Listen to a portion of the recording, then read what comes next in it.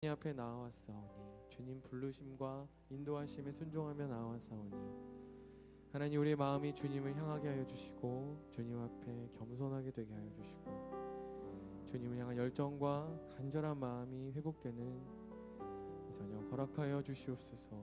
찬양하며 하나님 앞에 하나님의 말씀 앞에 서는 이 시간이 하나님과 참 교제를 회복하는 주님과 합하여지는 믿음의 시간 되게 하여 주시옵소서. 주님을 사랑합니다. 예수님 이름으로 기도드립니다. 아멘. 우리에게 은혜 베풀어 주실 하나님께 우리 감사 영광의 박수를 드리며 나가겠습니다. 우리 자 함께 자리에 일어나서 찬양하며 나가겠습니다.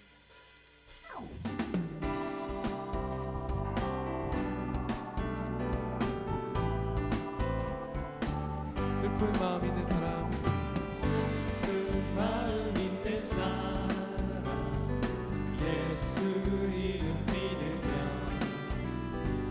영원토록 변함없는 기쁜 마음 얻으리.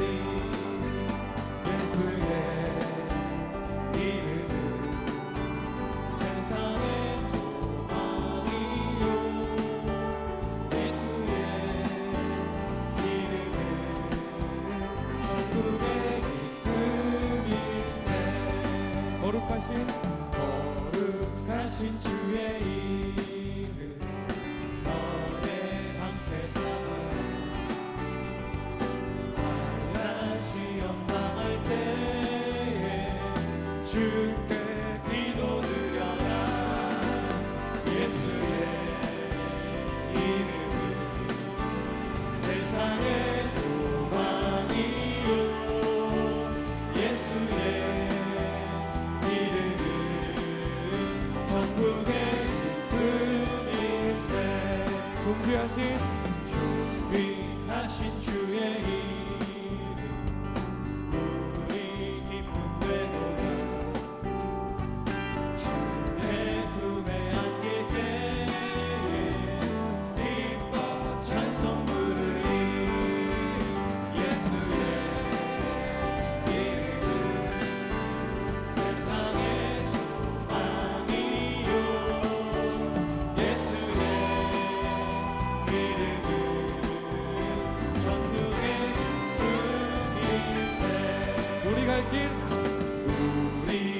길 나간 후에 보좌 앞에 나가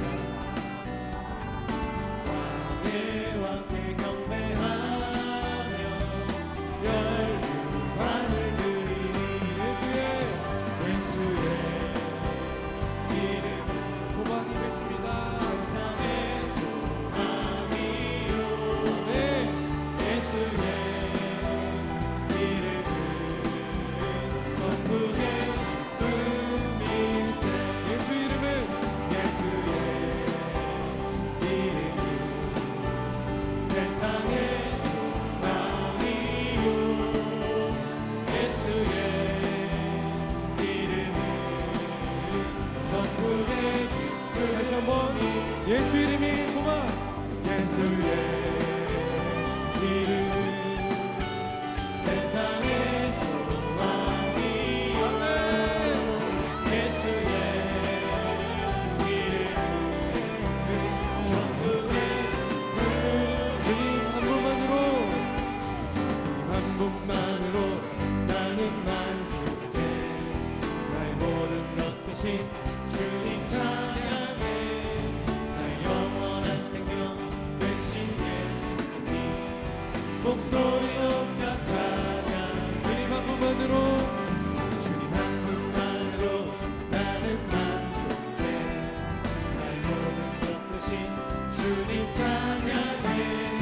나의 영원한 생명 되신 예수님 목소리 높여 찬양해. 주님의 크신 사랑 찬양해. 나의 힘과 능력이 되신 주, 나의 모든 삶 변화되었네. 크신 주의 사랑 찬양해. 주님 한 분만으로 주님 한 분만으로 나는 만족해. 나의 모든 것 대신 주님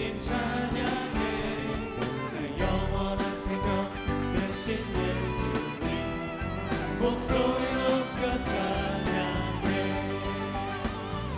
주님의 크신 사랑 찬양해 나의 힘과 능력이 되신 주 나의 모든 삶 변화되었네 크신 주의 사랑 찬양해 주님의 크신 사랑 주님의 크신 사랑 찬양해 나의 힘과 능력이 되신 주 나의 모든 삶 변화되었네 크신 주의 사랑 찬양해 나의 모든 삶 변화되었네 나의 모든 삶 변화되었네 크신 주의 사랑 다시 한번 나의 모든 삶 변화되었네 나의 모든 삶 변화되었네 크신 주의 사랑 찬양해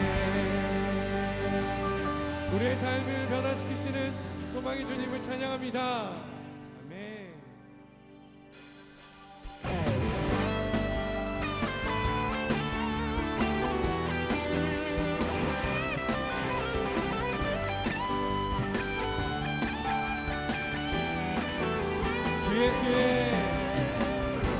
주 예수의 이름 높이세 온 땅을 덮는 깃발처럼 모든 사람 진리를 보며 길 대신 주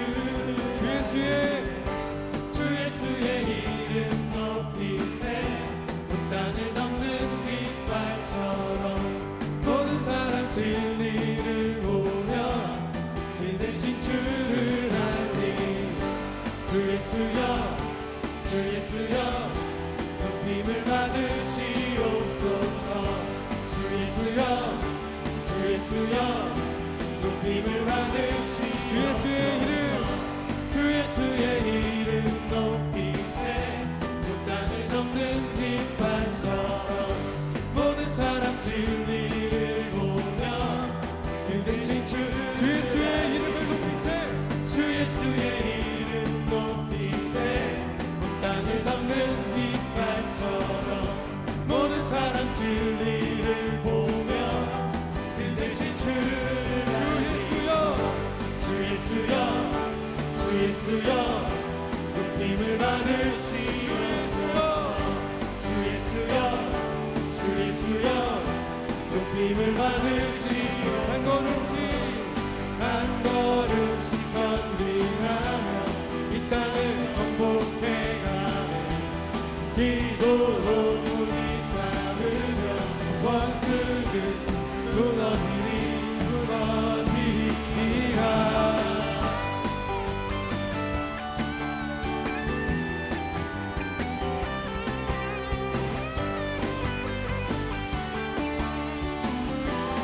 힘을 다하여 주 예수의 이름 높이세 주 예수의 이름 높이세 온 땅을 덮는 깃발처럼 모든 사람 진리를 보며 이 대신 주 예수의 이름을 높이세 주 예수의 이름 높이세 온 땅을 덮는 깃발처럼 모든 사람 진리를 보며 그 대신 주를 알리 주 예수여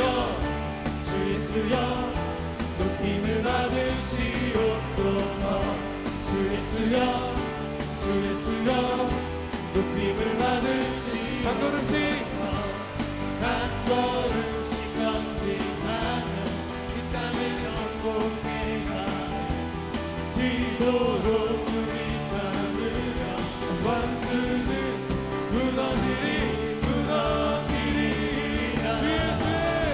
주 예수의 이름 높이세 온 땅을 덮는 깃발처럼 모든 사람 진리를 보며 길 대신 주 예수여 높임을 받으시옵소서 주 예수여 높임을 받으시옵소서 주 예수여 높임을 받으시옵소서 주 예수여 높임을 받으시옵소서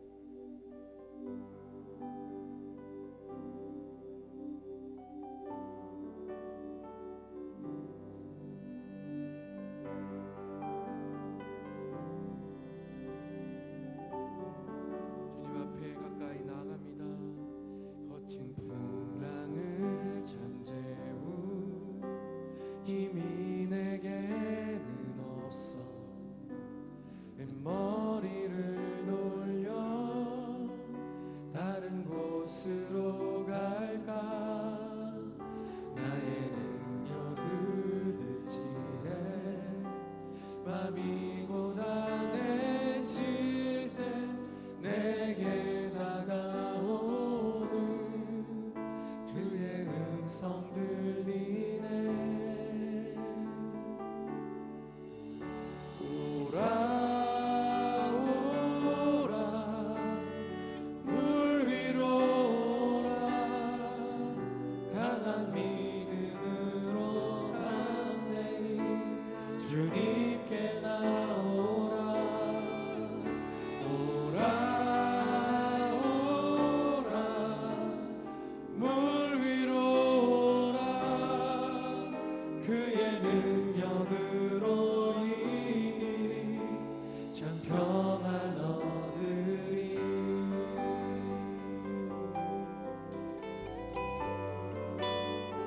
거친 풍랑 거친 풍랑을 잠재우 힘이 내게는 없어. 머리를 돌려 다른 곳으로 갈까. 나의 능력을 의지해 맘이 고단해질 때 내게 다가오는 그의 음성 들리네. 오라 오라 물 위로 오라 강한 믿음으로 담대히 주님께 나오라. 오라 오라 물 위로 오라 그의 능력으로 이기리 참 평안 얻으리. 거친 풍랑을 잠재우 힘이 내게는 없어. 머리를 돌려 다른 곳으로 갈까. 나의 능력을 의지해 맘이 고단해질 때 내게 다가오는 그의 음성 들리네. 오라 오라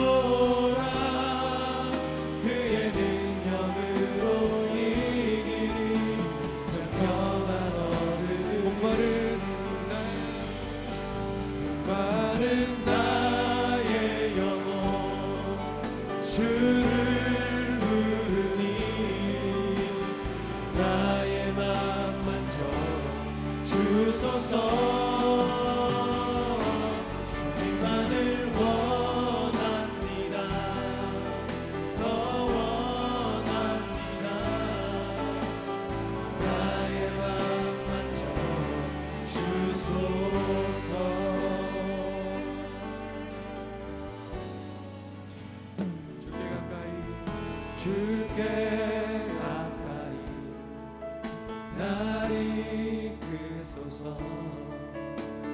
간절히 주님만을 원합니다. 채워주소서. 주의 사랑을 진정한 찬양 드릴 수 있도록 주께 가까이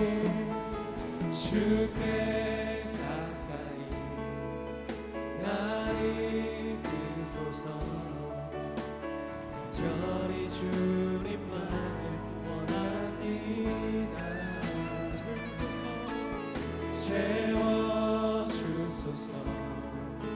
주의 사랑을 진정한 찬양 드릴 수 있도록 마른 나의 영혼 주를 부르니 나의 맘 만져 주소서. 주님만을 원합니다. 더 원합니다. 나의 맘 만져 주소서. 마른 나의 영혼 주를 부르니 나의 맘 만져 주소서. 주님만을 원합니다. 더 원합니다. 나의 맘 만져 주소서. 오라 오라 오라 오라 우리로 오라. 강한 믿음으로 남대히 주님께 나오라. 오라 오라 우리로 오라. 그의 능력으로 이기리 전능한 오라 오라 오라 우리로 오라. 강한 믿음으로 담대히 주님께 나오라.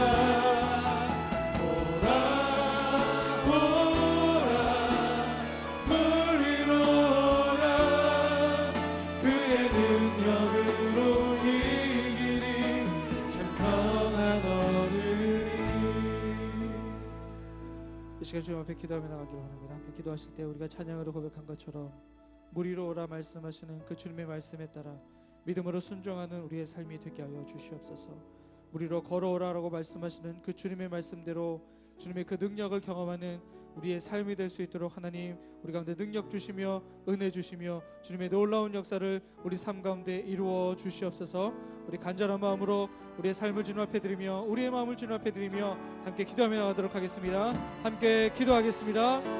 살아계신 하나님, 이 시간 주님 앞에 기도할 때에 우리로라 말씀하시는 그 주님의 말씀을 듣고 순종하는 우리의 삶이 되게 하여 주시옵소서.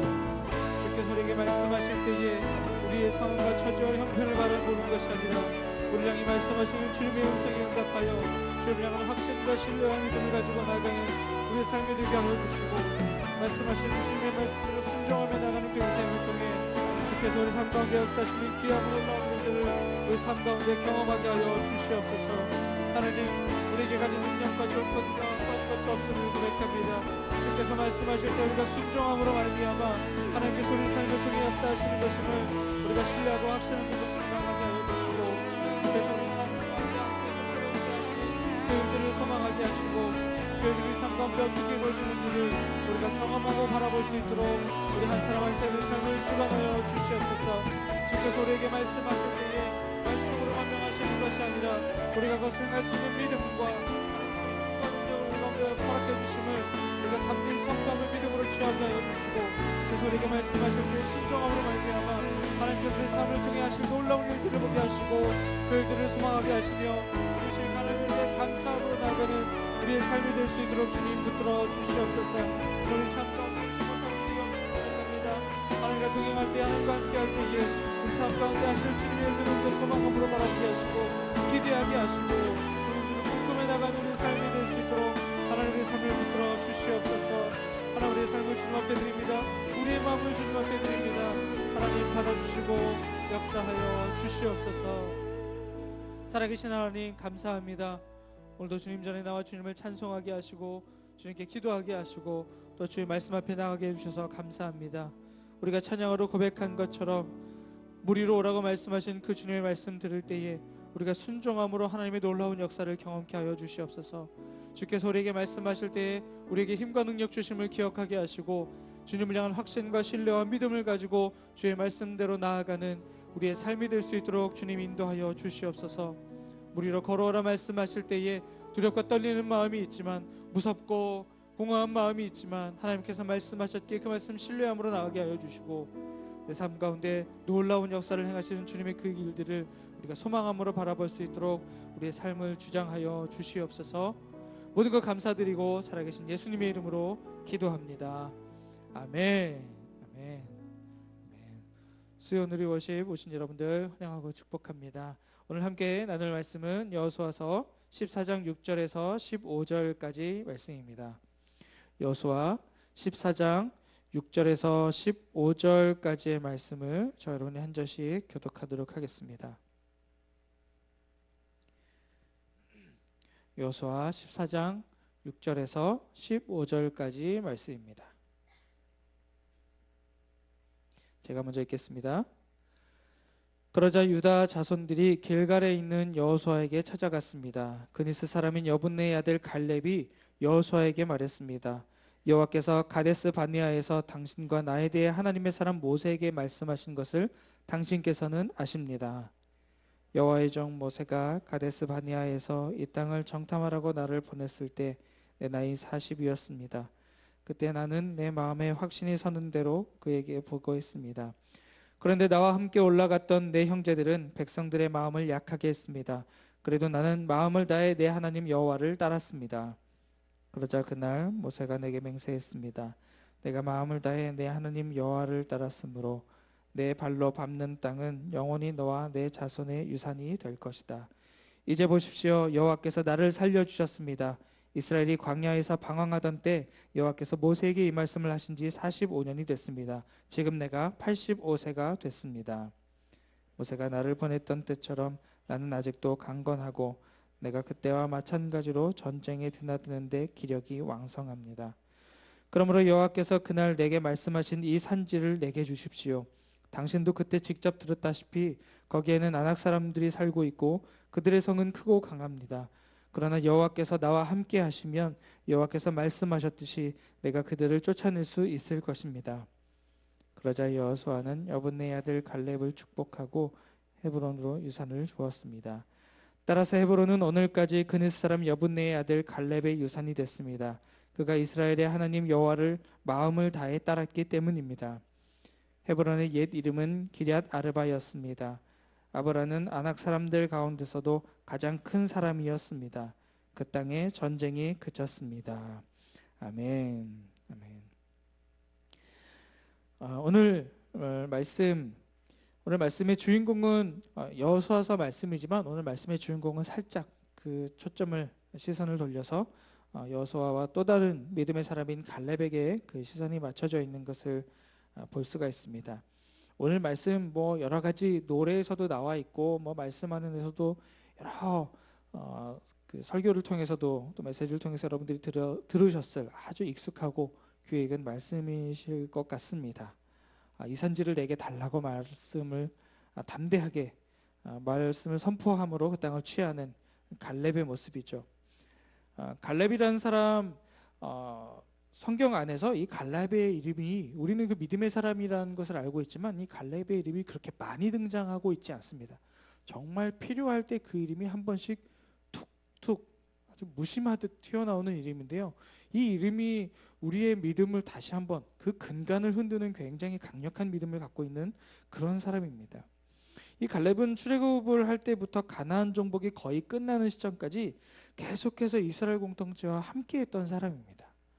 오늘 갈렙이 자신이 이 가나안 땅을 정탐할 때 어떻게 했었는지부터 이야기를 시작하면서 이 땅을 하나님께서 어떻게 약속하셨는지 얘기를 보시면 아시겠지만 광야에서 방황하던 그 시기들, 또 가나안 땅을 정탐하러 하던 그때 그 비롯해서 여러 가지 시간들, 이스라엘 공동체가 출애굽하면서 이 시간까지 올 때까지 계속해서 하나님과 동행하고 이스라엘 공동체와 함께했던 사람이죠. 그런데 말씀드린 대로 갈렙은 어떤 사람이었는지, 어떤 인생의 기준을 갖고 있었는지에 대해서 이 공동체 안에서 그 존재감이 그렇게 많이 드러나지 않았던 사람이었습니다. 갈렙은 오늘 말씀 보시면 아시겠지만 이스라엘이 정복한 가나안 땅을 분배하는 과정 안에서 아직 정복하지 않았던 땅, 그리고 심지어 모두가 정복하기를 좀 꺼려하는 땅, 바로 오늘 말씀의 배경이 되는 헤브론이라는 땅을 달라고 요청을 합니다. 모두가 피하고 싶은 땅이었습니다. 이 가나안 땅을 제비 뽑기 할 때 선택하기를 주저했던 땅. 왜 그러냐면은 오늘 말씀의 끝절에 나오지만 15절에 나오지만요, 이 땅에 살고 있는 사람들이 기고리장대한 거인들이 살고 있었습니다. 그러니까 정복 전쟁을 하기에 굉장히 불편한 대상이었습니다. 그러니까 한마디로 싸움을 너무 잘하는 사람들이 있었어요. 그런 사람들이 살고 있는 헤브론 땅을 달라고 한 것입니다. 그러니까 굳이 이제 설명을 하자면, 제가 이스라엘 백성이면 이 헤브론 사람들, 기고리장대한 헤브론 사람들은 마치 이원진 목사님 같은 문짝이 서 있는 것 같은 그런 느낌의 사람인 거죠. 그러니까 정복하기를 왠지 좀 꺼려지고, 물론 그럴 일은 없겠습니다만 정복하기가 꺼려지고 굉장히 부담스러운 그런 존재였습니다. 지금 갈렙이 그 땅을 달라고 이야기하는 겁니다. 오늘 말씀 속에서 갈렙은 40년 전에 이 산지를 주겠다고 약속하신 하나님의 말씀을 기억하고 있었습니다. 오늘 갈렙이 자신의 나이를 이야기합니다. 85세라고 말하고 있습니다. 85세의 어르신이 젊은 사람들도, 그 혈기왕성한 젊은 사람들도 겁이 나서 피하고 싶은, 정복하기 꺼려하는, 그렇게 정복하기 쉽지 않은 이 땅을 달라고 했을 때, 그때에 비로소 이 이스라엘 공동체 안에서는 갈렙이 어떤 사람인지, 어떤 인생의 기준으로 무엇을 향해 살아가고 있는지 사람들이 비로소 알게 됐습니다. 그 전까지는 잘 몰랐습니다. 말씀드린 대로 이 갈렙이 여호수아와 함께, 그리고 12명의 정탐꾼을 꾸려서 그 땅으로 들어갔을 때에 나머지 10명은 굉장히 부정적인 반응을 했고, 여호수아와 갈렙만이 이 땅을 하나님께서 주신 땅이라고 말했던 그 말씀 기억하시죠? 그때 이후로 오늘 이곳에 나오기 직전까지 헤브론을 땅을 다시 내게 주십시오, 약속하신 그 땅을 내가 가겠습니다가 말할 때까지 갈렙은 존재감이 드러나지 않습니다.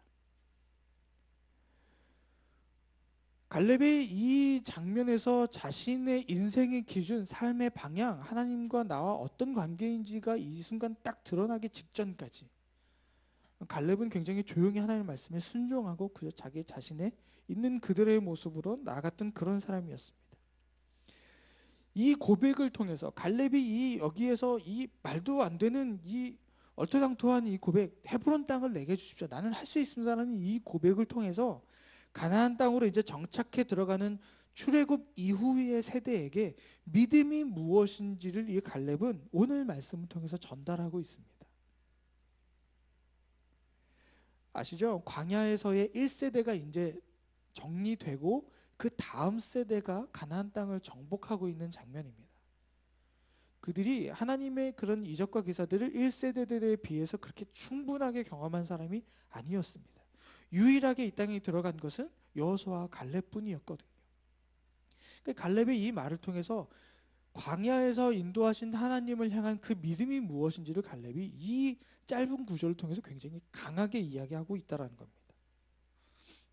갈렙은 지난 40년 동안의 시간을 통해서 자신의 인생의 그 기준을 따라서 바로 오늘 내가 어떤 결정을 할지, 내가 어떤 방향으로 살아가야 할지를 선택한 사람이었습니다. 오늘 이 갈렙의 이야기들을 보면서 하나님의 위대한 사람이 어떻게 살아가야 하는지, 그 삶의 기준과 그 방향이 무엇인지를 좀 살펴보고 싶습니다. 그리고 갈렙이 도대체 어떤 기준을 가지고 있었기에, 어떤 생각을 하고 있는 사람이었길래 헤브론 땅을 차지할 수 있었는지, 그렇다면 오늘 나는 어떤 기준으로 나의 인생을 하루하루 또한 살아갈 것인지에 대해서도 함께 좀 생각해 보고 싶습니다. 갈렙의 인생 속에 줄기차게 보이는 확실한 문장 하나가 있습니다. 그것은 바로 나의 하나님이라는 표현입니다. 나의 하나님. 오늘 말씀 중에 8절 말씀을 잠깐 보시면 이렇게 표현하고 있습니다. 8절 말씀에 이렇게 나옵니다. 나는 뒷부분이죠. 나는 마음을 다해 내 하나님 여호와를 따랐습니다 라고 말하고 있습니다. 내 하나님, 나의 하나님이라고 이해하고 있죠. 원래 이 표현은 갈렙이 자주 사용하던 표현이 아니었습니다. 원래 이 표현은 모세가 자주 사용하던 표현이었습니다. 나의 하나님, 내 하나님. 근데 모세의 평생 동안 그 모세의 말과 행동 속에 자리 잡고 있던 그 기준, 그의 신앙의 가장 구체적인 신앙의 고백, 물론 이 나의 하나님이라는 것이 어떤 소유격의 의미라기보다 모세에게 있어서 바로 나의 하나님이라는 것이 굉장히 큰 신앙의 고백이었습니다. 다른 어떤 이스라엘의 믿음의 선배들의 어떤 그런 하나님이 아니라 아브라함의 하나님, 이삭의 하나님, 야곱의 하나님이 아니라 모세는 나의 하나님을 만난 사람이었습니다. 모세에게 있어서는 굉장히 중요한 신앙 고백이었죠. 이제 갈렙이 그런 하나님을 이렇게 표현합니다. 모세의 하나님이 아니라 여호수아의 하나님이 아니라 바로 나의 하나님이라고 표현하고 있는 겁니다. 내 하나님. 모세의 하나님을 이제 나의 하나님, 자신의 하나님으로 받아들이고 있는 것, 그리고 그 하나님을 내가 믿고 신뢰하고 있다라는 이야기를 하는 겁니다. 지금 여호수아도 하나님을 나의 하나님으로 고백하면서 살아왔습니다. 근데 여호수아에게 있어서 나의 하나님이라는 고백, 결정적인 고백을 했던 것은 그 모세가 죽고 나서 와, 내가 이제 가나안 땅을 갈 수 있을까? 모세라는 엄청나게 큰 우산 속에서 내가 살아왔는데, 그 그늘 속에서 살아왔는데 내가 과연 그 뒤를 이어서 살아갈 수 있을까? 이 많은 이스라엘 백성들 내가 인도에 갈 수 있을까라는 두려움 가운데 있을 때에, 그래서 내가 한 발자국도 하나님 없이는 갈 수 없겠습니다, 내가 너무 무섭습니다라고 하나님 앞에 고백할 때에 이 고백을 하게 됩니다. 그 전까지는 여호수아도 나의 하나님이란 고백을 한 적이 없었습니다. 여호수아서 1장에 나의 하나님이란 고백이 처음 등장하기 시작합니다. 그 전까지는 하나님을 그냥 모세의 하나님이라고만 받아들였지 자신의 하나님으로 받아들이지 못했었습니다. 그냥 자기에게 주어진 어떤 역할들, 책임들, 내가 해야 될 일들에 대해서만 아주 충성스럽게 감당할 수 있었지, 자신의 그 내면 안에서 이 하나님이 나에게 있어서 어떤 하나님인지에 대해서는 그렇게 크게 생각하지 못했던 겁니다. 그냥 이스라엘의 하나님, 그리고 모세에게 말씀하셨던 그 하나님으로만 기억을 했지, 그 하나님이 나에게 있어서 어떤 하나님이었는지는 여호수아가 구체적으로 생각해 본 적이 없었던 거죠. 그러니까 그 하나님께 매어 달리다 보니 하나님과의 관계가 내가 어떤 관계인지를 알게 되었고, 그래서 그 하나님을 향해서 나의 하나님이라고 고백할 수 있게 됐던 것이 바로 여호수아서 1장에 나오는 그런 말씀들이었던 겁니다. 그러니까 그 신앙 고백을 한 거죠. 그냥 단순히 모세의 하나님, 누구의 하나님에서가 아니라 이제는 나의 하나님이라는 신앙 고백이 생겨나게 된 것이었습니다. 그래서 모세의 하나님을 이제 더 이상 모세만의 하나님이 아니라 나의 하나님이라고 고백한 그 순간부터 여호수아가 담대해졌죠. 용기가 생겼습니다. 그리고 두려움 없이 하나님께서 약속하신 그 땅을 향해서 나갈 수 있게 됐던 겁니다. 근데 갈렙도 동일했습니다. 자신의 삶 안에서 그 하나님, 이스라엘을 다스리시는 하나님, 모세를 통해서 말씀하셨던 그 하나님, 이제 그 하나님이 아니라 나의 하나님으로 믿고 받아들였던 겁니다. 모세와 함께 하신 하나님, 여호수아에게 함께 하시는 하나님, 그 하나님이 이제 바로 나의 하나님이라는 그 고백으로 갈렙이 살아온 것이죠. 그 고백이 있을 때 여호수아가 그랬던 것처럼 갈렙도 모세처럼 능력의 삶을 살아갈 수 있게 됐고, 담대한 삶을 살아갈 수 있게 됐던 겁니다. 그리고 나의 하나님이 되었기 때문에 여호수아가 지도자로 선정되었을 때도 갈렙은 원망하지 않고 자기를 내려놓고 순종할 수 있었던 거죠. 사실 이스라엘 백성들 안에 오히려 여호수아, 갈렙, 두 사람만이 이제 가나안 땅으로 들어갈 수 있는 그 자격이 주어졌을 때 사람들의 기대 안에는 여호수아보다는 갈렙에게 더 초점이 있었습니다. 근데 하나님께서 이런 결정을 내리신 거죠. 여호수아에게 이 백성을 이끌고 갈 모세를 이을 그것으로 넘겨주신 거죠. 그래서 어떻게 보면 갈렙의 입장에서 이 상황, 내가 될 줄 알았는데 누가 봐도 나일 것 같았는데 그것이 그 기준이 여호수아에게 간 것을 보고서는 충분히 원망할 수 있었고 그 뒤에서 뭔가 불신의 세력을 만들 수도 있었을 텐데 오히려 영향력이 컸던 갈렙이었지만 그 갈렙은 그 하나님이 나의 하나님이었고 그 하나님이 이런 결정을 하신 것에 대해서 믿고 순종하고 따랐던 겁니다. 그래서 이 상황에 대해서 원망하지 않았고 자기를 내려놓을 수 있었고 여호수아를 향해서 순종하는 마음으로 함께 가나안 땅을 점령하는 데 함께 할 수 있었던 것입니다. 근데 이것은 갈렙만의 고백이 아닙니다. 자기의 삶에 능력 있게 살았던 사람들, 희생하면서 헌신하며 주의 사랑을 전했던 사람들, 또 담대하게 하나님께서 주신 그 약속들을 붙들고 놀라운 일들을 하면서 살았던 사람들에게는 한결같이 하나님을 나의 하나님으로 표현하고 있다는 겁니다. 나의 하나님. 신약의 예수님의 제자들은 예수님께서 이걸 아주 대놓고 물어보셨어요. 그 질문 기억하시죠? 너희는 나를 누구라 하느냐? 물어보셨습니다. 그러니까 너는 나를 어떻게 믿고 있냐? 어떤 신앙 고백을 하고 있냐라고 물어보는 그 질문에 제자들은 제대로 대답하지 못했었습니다. 예수님이 아직 자신들의 구세주 되심을 정확하게 인식하지 못했었기 때문에 예수님의 죽음 앞에서 도망칠 수밖에 없었죠. 왜냐하면 하나님을 향한 예수님을 향한 정확한 신앙 고백이 없었거든요. 그런데 이 제자들이 예수님을 만나고 나서 하나님을 나의 비전으로 받아들이고 하나님의 일을 나의 일로 받아들이게 되는 순간부터 이 제자들의 삶이 완전히 바뀌었죠. 특별히 마가의 다락방에서 성령의 체험을 하고 나서 이들의 삶은 완전히 바뀌었습니다. 나의 하나님이라는 고백이 생긴 이유죠. 그 뒤로부터는 세상에 감당할 수 없을 만큼의 영향력 있는 사람들로 변화되는 것을 볼 수 있습니다. 이 하나님을 나의 하나님을 받아들이고 하나님의 이 귀한 땅끝까지 이르러 복음의 증인이 되라는 이 사역을 그 책임을 받아들였을 때 초대교회의 그 놀라운 역사들이 일어날 수 있었습니다. 하나님에 대한 정확한 신앙 고백이죠. 나의 하나님. 이것이 별것 아닌 것 같아 보이지만 굉장히 중요한 의미들을 담고 있습니다. 잘 생각해 보시면 우리가 소유에 대한 것이 굉장히 강합니다. 개인의 소유에 대한 것이 굉장히 강하죠. 현실 안에서의 소유에 대한 그 욕구가 굉장히 강합니다. 그런데 그 강한 욕구에도 불구하고 이건 뭐 내 것이다, 나의 것, 내 것, 내 소유 이런 것이 굉장히 중요한 이 세대 속에서도 이상하게 보면 하나님에 대한 자신의 그런 소유하려는 그 욕구가 굉장히 부족합니다. 나의 하나님이란 표현을 우리가 잘 쓰지 않아요. 기도할 때 한번 보십시오.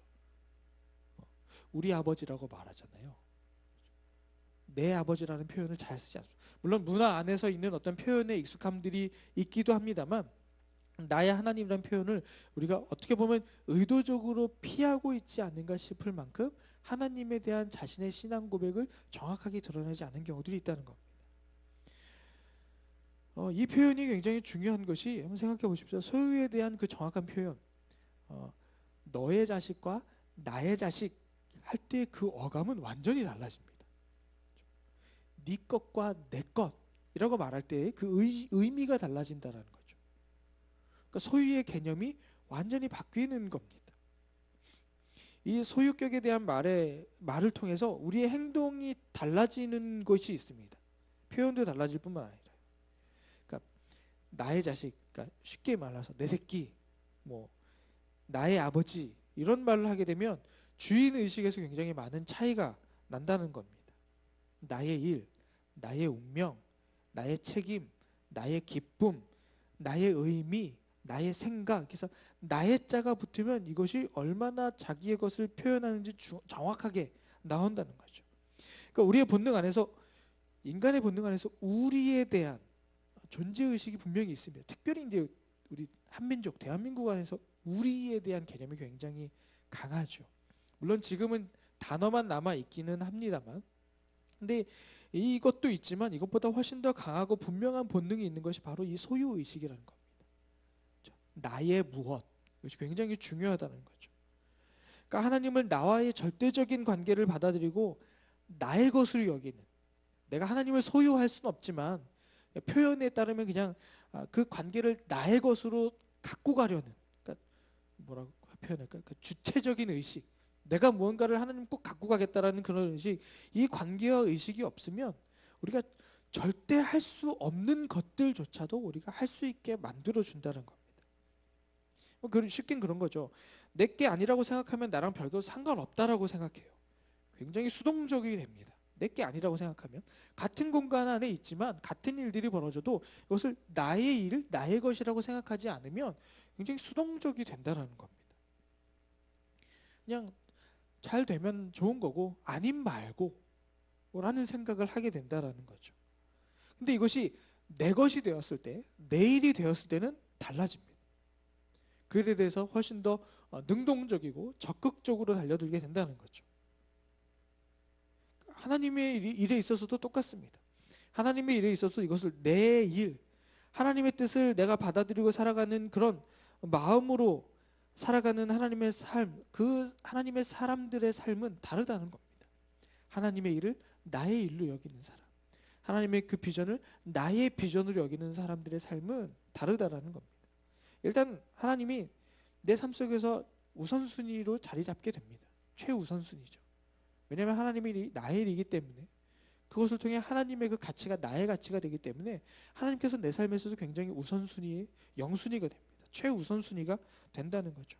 그리고 더 나아가서 내 것을 버릴 수 있고 오히려 하나님을 향한 절대적인 의미를 가지며 하나님을 쫓아가게 된다는 겁니다. 그러니까 한마디로 이거죠.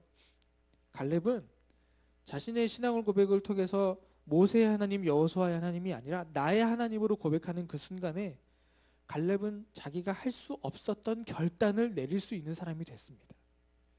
그리고 갈렙은 자기가 갈 수 없는 길을 갈 수 있는 사람이 됐습니다. 그리고 갈렙은 자기가 이해할 수 없는 그 일도 이해하는 사람으로 변화됐다라는 겁니다. 하나님에 대한 신앙의 고백이 바뀌면서 자신의 삶의 가치와 기준이 달라진 겁니다. 나의 하나님을 받아들이고 인정하는 분명하고 아주 확실한 그 고백이 있었기 때문에 가능한 일들인 것이죠. 교회에서 일어나는 많은 일들이 있습니다. 이 일은 사실 어느 누구의 일도 아닌 겁니다.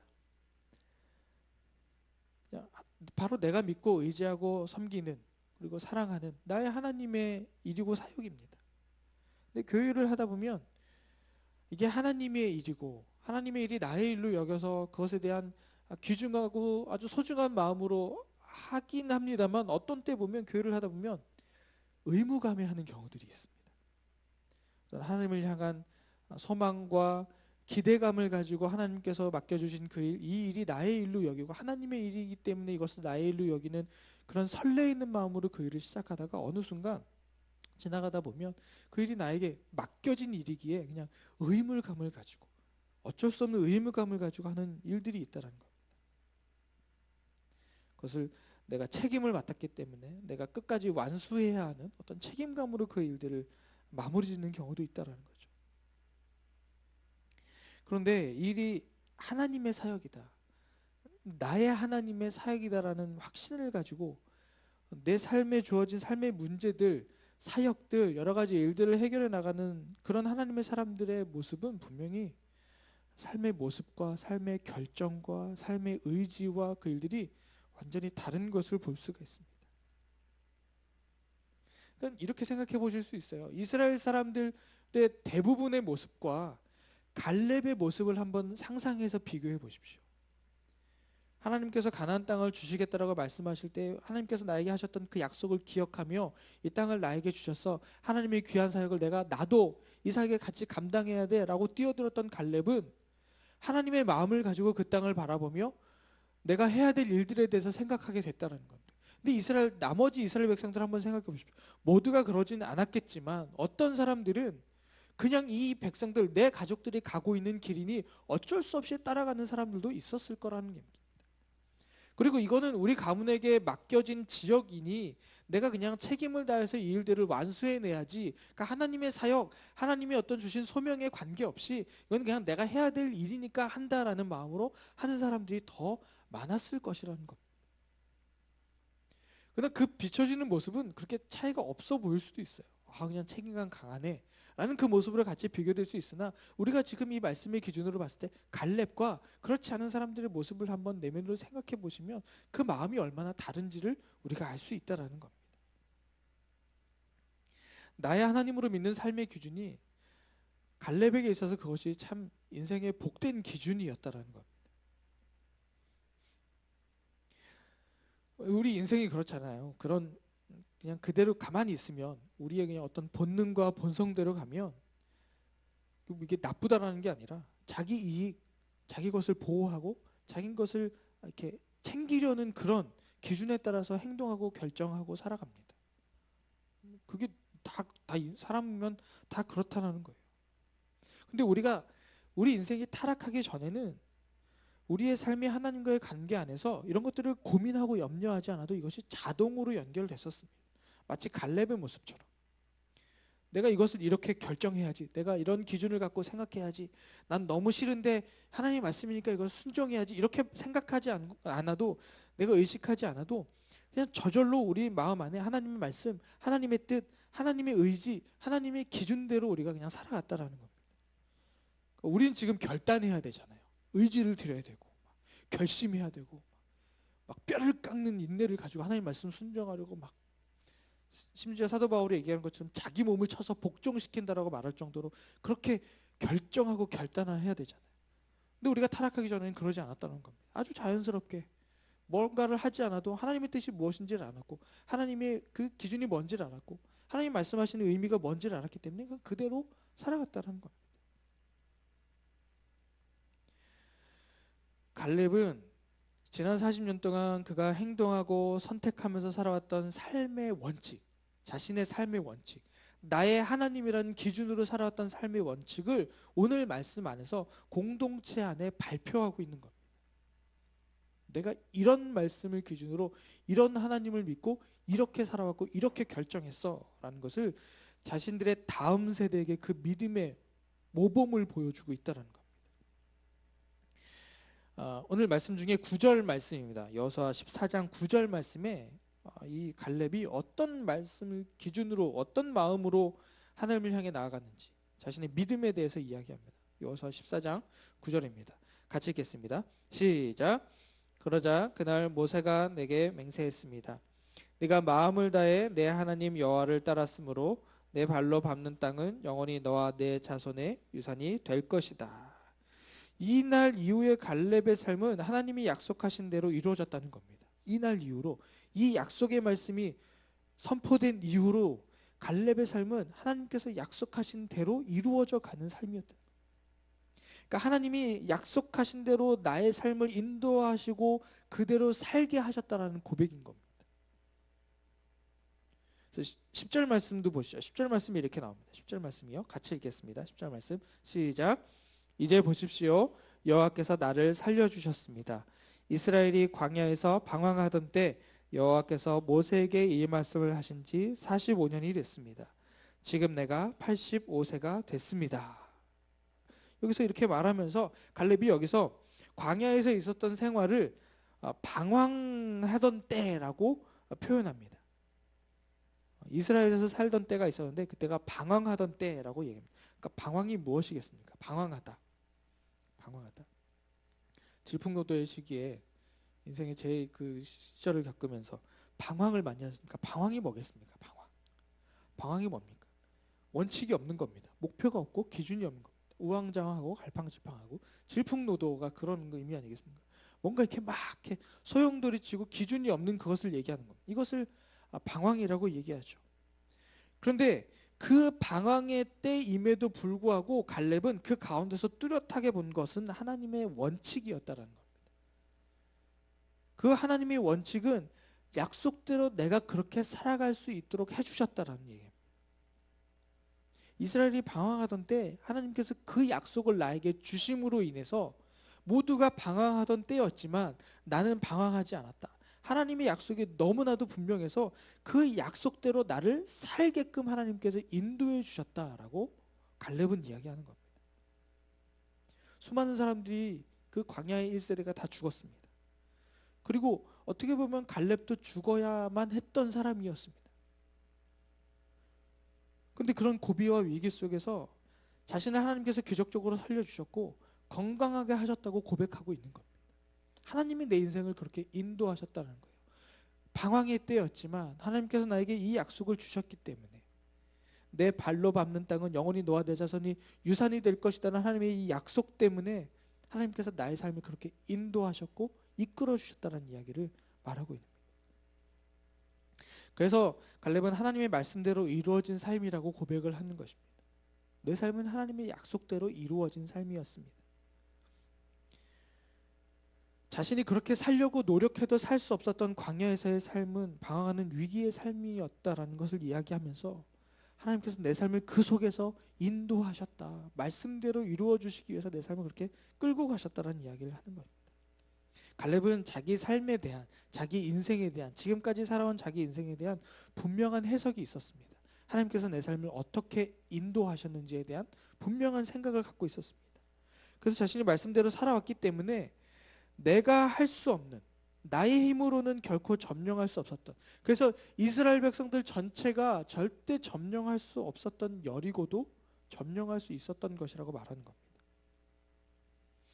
그리고 아이성에서 한 번은 졌었잖아요. 그렇죠? 아간의 그 도둑질 때문에 아이성의 패배로 이 이스라엘 공동체가 침체되고 용기를 잃을 수밖에 없는 이 상황 속에서 오히려 갈렙은 승리의 삶을 살 수 있었다라고 이야기하는 겁니다. 하나님을 쫓아간다라는 표현이 있습니다. 하나님을 쫓아간다. 하나님을 따라간다. 이 표현은 하나님 말씀을 존중한다는 의미가 담겨 있고 하나님을 경외한다는 의미가 담겨 있습니다.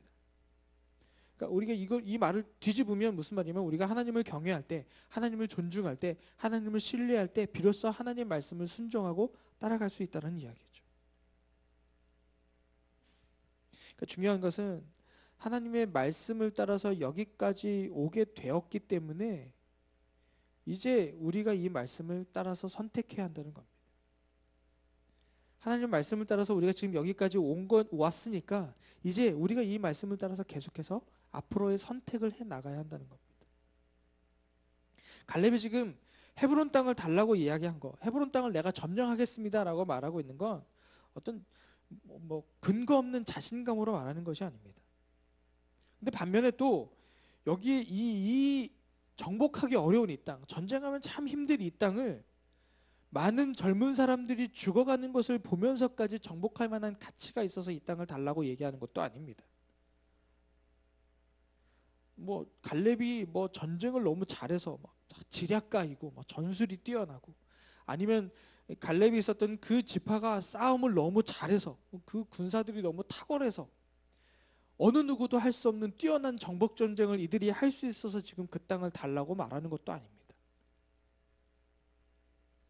지금 이 성경 안에서 갈렙의 나이를 몇 살이라고 얘기합니까?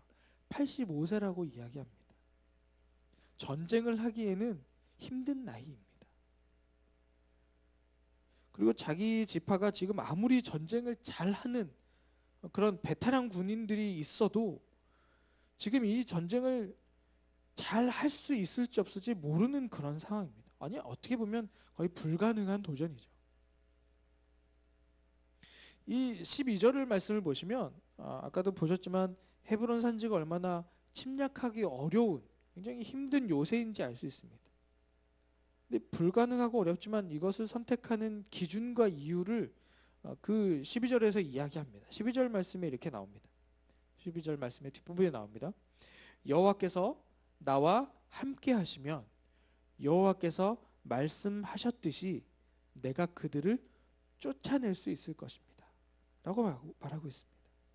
분명히 불가능하고 어렵지만 이것을 선택하는 기준입니다. 갈렙이 이 땅을 선택했던 기준, 선택한 이유는 이겁니다.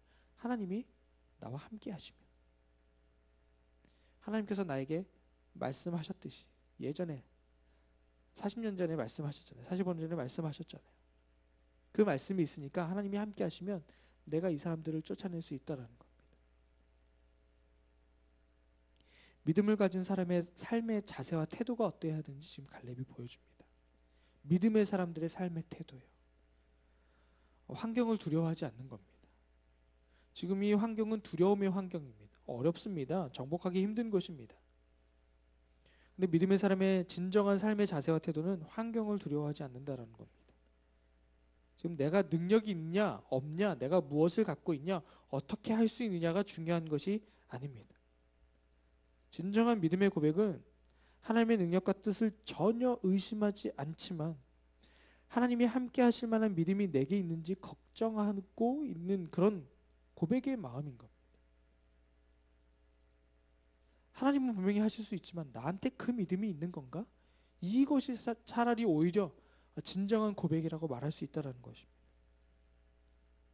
이 갈렙의 선택과 결단을 보면 아주 너무 분명하죠. 하나님이 함께 하시면 내가 하나님의 말씀을 따라 순종하고 내가 나아가면 이 일은 이루지 못할 일이 아닙니다 라고 말하고 있는 겁니다. 어떻게 보면 이 믿음은 되게 맹목적이고 참 답없는 믿음 같아 보이기까지 합니다. 어떻게 보면 그렇잖아요. 믿음의 사람은 어떻게 보면 되게 현실 감각 떨어지는 사람일 때처럼 보일 수도 있습니다. 무대뽀 같아 보이기도 하고 대책 없어 보이기도 하고 믿음이면 다 될 것 같은 그런 막연한 이야기를 하는 것처럼 보이기도 합니다. 우리는 나의 일이기 때문에 내가 해야 될 일이기 때문에 그 결과가 중요하다 보니 현실적인 것을 본질적으로 보게 되어 있습니다. 살펴보게 되어 있습니다. 그럼에도 불구하고 믿음이 우선순위가 되는 그것은 바로 하나님의 말씀을 따라가기 때문입니다. 우리의 본능은 이렇다 하지만 그럼에도 불구하고 우리 삶에 있어서 하나님을 향한 우리의 믿음이 우선순위가 될 수 있는 것은 하나님의 말씀을 따라가는 믿음의 사람들이기 때문에 그렇다는 겁니다. 현실은 그렇지 않지만, 상황은 여의치 않지만, 두렵고 어려운 상황이지만 그럼에도 불구하고 내가 다른 사람들 보기에 미쳤다라고 말할지 모르겠지만 그럼에도 불구하고 하나님을 향해 말씀에 그 향한 믿음의 발걸음을 떼는 이유는 우리가 하나님께서 우리에게 주신 그 믿음을 따라 하나님의 말씀을 따라 순종하는 사람들이기 때문에 그것이 가능하다는 것입니다. 갈렙의 삶의 기준, 갈렙이 어떤 것을 결정할 때에 지금 이 상황 굉장히 중요한 것을 결정해야 되는 그런 시기였습니다. 갈렙의 기준이 무엇인지 오늘 분명하게 이야기합니다. 하나님 향한 그 믿음의 기준 말이죠. 우리 인생에서도 우리 삶에 있어서 그 기준이 무엇인지를 보아야 하지 않겠습니까? 꼭 하나님의 일이라고 표현하지 않을지라도 내 삶에 있어서 아주 중요한 일들, 결정이 필요하고 선택이 필요한 일들, 또는 하나님의 일을 하게 될 때 하나님의 비전을 확인하고 하나님의 소명과 소망을 확실히 하고 하나님의 일을 하게 될 때에 우리가 이것을 선택하는 기준이 하나님의 말씀으로 선택했다라고 너무 쉽게 이야기하지 않았으면 좋겠다는 거예요. 그렇게 쉽게 생각하지 말고 우리가 지금까지 살아온 우리 각자의 삶에 있어서 살아온 날들, 그 선택의 기준들을 한번 곰곰이 따져보셨으면 좋겠습니다. 내가 지금까지 삶에 있어서 선택에 있어서 그것이 나의 개인적인 일이건 하나님께서 나에게 맡겨졌던 어떤 사명들이건 하나님의 부르심이건 어떤 일들이건 간에 그냥 우리는 교회 안에 있으면서 믿음 생활하면서 나는 하나님 말씀의 기준들을 선택했어라고 쉽게 생각하게 된다는 겁니다. 근데 그 생각을 내려놓고 그냥 아주 담백하게, 아주 솔직하고 정직하게 하나님 앞에서 내가 지금까지 살아온 날들을 볼 때 나의 선택의 기준이 무엇이었는지 한번 살펴보아야 한다는 것이죠. 내가 어떤 기준으로 내가 이런 선택을 지금까지 해왔는지, 내 감정이나 내 지식과 내 행동, 내 선택들이 내가 어떤 기준에 의해서 그것이 결정되고 움직였는지 우리가 살펴볼 필요가 있다는 것.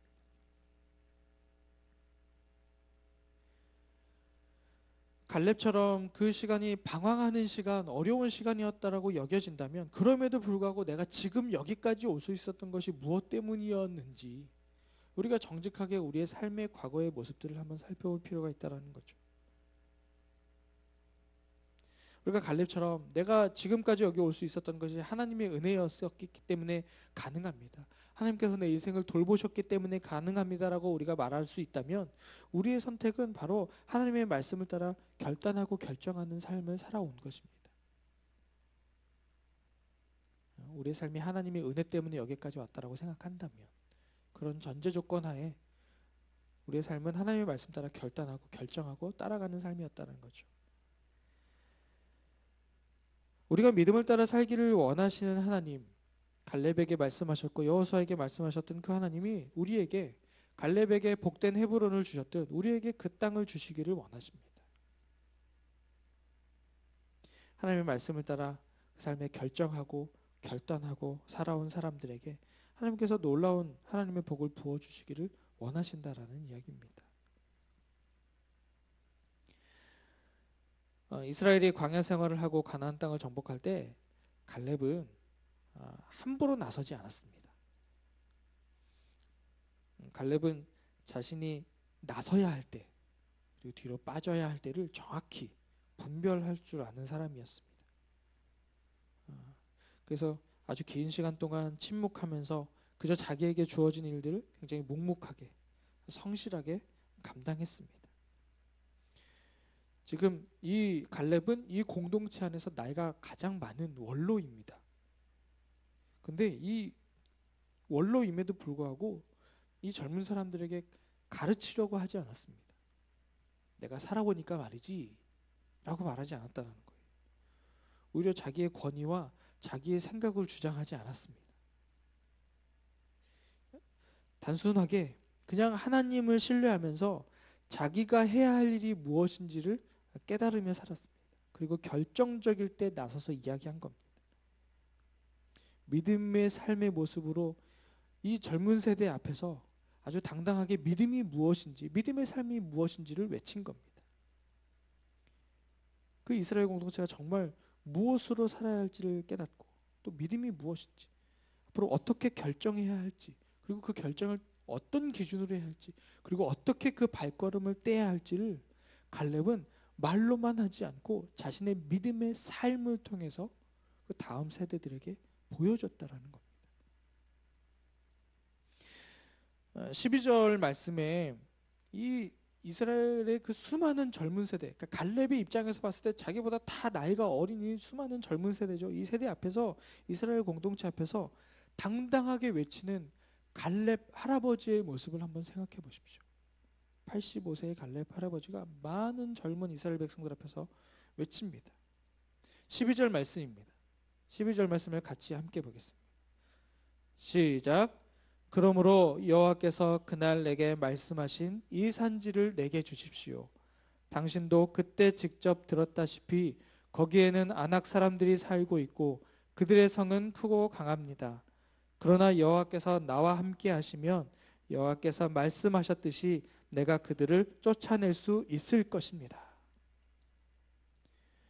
이것은 믿음이 강한 한 힘 있는 사람의 외침이 아니었습니다.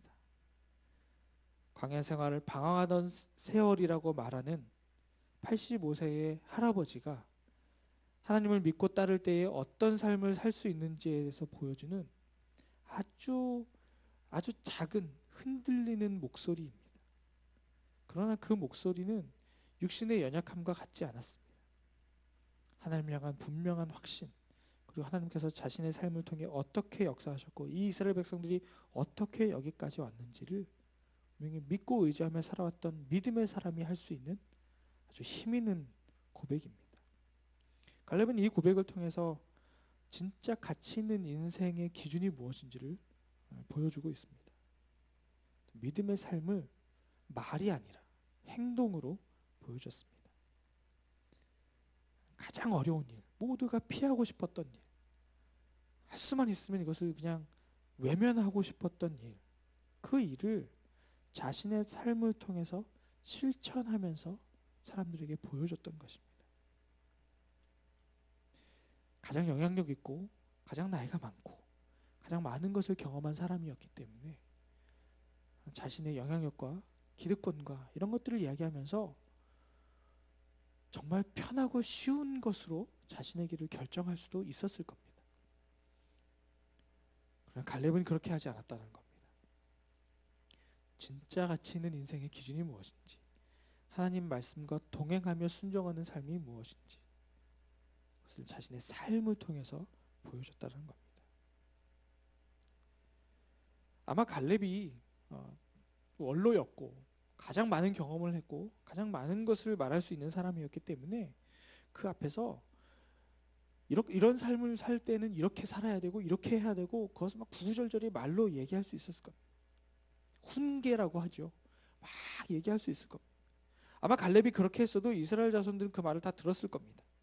그러나 갈렙의 그 영향력 있는 사람이었기 때문에 그 충분히 가능했죠. 그러나 수십 년 동안 내가 어렵게 이룬 것을 내가 지키고 끝까지 그것을 가지고 가겠다는 마음으로 나서면 안 된다라는 것을 갈렙이 보여줍니다. 갈렙처럼 우리의 삶에 있어서 내가 그것을 가져가겠다, 내가 꼭 쥐고 가겠다는 마음이 아니라 희생하는 삶으로 우리의 믿음의 삶이 무엇인지를 보여줘야 합니다. 시간이 지나면 지날수록 우리의 다음 세대가 계속 어렵다는 이야기들이 계속 나옵니다.